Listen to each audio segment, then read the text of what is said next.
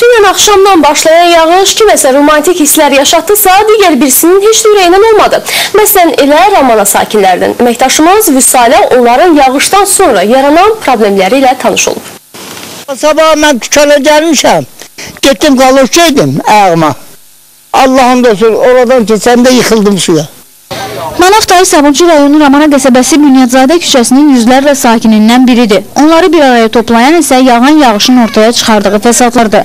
Yağış yağan kimi burada küçələr, evlər su içində qalır. Səbəb isə sakinlərin özlərinin çəkdirdiyi kanalizasiya sisteminin tab gətirməməsidir. Həyat bacalara, küçələrə dolan su sakinləri evlərində dustaq edir. Əslində evlərdə də yaşamaq mümkün deyil. Çünki çirkab suları zirzəmlərə dolur, nəmişlik insanları müxtəlif xəstəliklərlə üz-üzə qoyur. Sakinlər deyir, biz artıq illərdir bu problemi yaşayırıq. Burada kanalizasiya sistemi, yəni dövlət səviyyəsində çəkilsə belə çirkab sular, uşaqlar məktəbə gedə bilmirlər. Burada xanımlar, heç kim gedə bilmir, yıxırlar. Yaşlı kişilər düşürlər suya.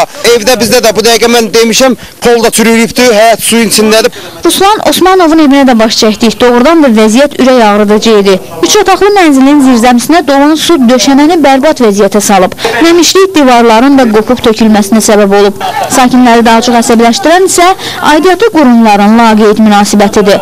Ramana icra nümayəndəsi Əlican Xəlilovla da əlaqə saxladıq. Bildirdi ki, qəsəbədə mərkəzləşmiş kanalizasiya sistemi yoxdur. Sakinlərin özlərinin çəkdiyi borulara da qoşulan evlər günbəgün artdığından yağan yağış bu kimi problemləri ortaya çıxarır.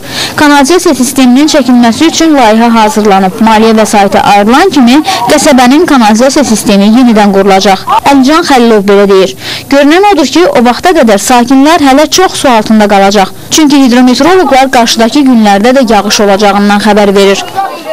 Oktyabrın 8-də güclü şimal küləyi gündüz saatlarında tədricən mülayimləşəcək və günorta saatlarında mülayim cənub-şərq küləyi əvəz olunacaq. Havanın temperaturu isə gündüz saatlarında 15-18 dərəcə arasında dəyişəcək.